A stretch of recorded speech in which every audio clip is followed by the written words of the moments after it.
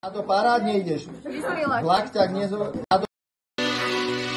Všetky tieto prístroje nám pomáhajú zachrániť ľudský život. Ak však nie je poskytnutá pomoc hneď na mieste, sú zbytočné.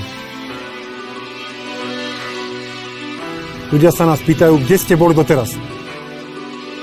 A ja sa ich pýtam, a vy ste čo robili doteraz? Ak nezačnete oživovať okamžite, prežije 1 z 10. Ale prežiť môže až 8 z 10, keď začnete okamžite KPR.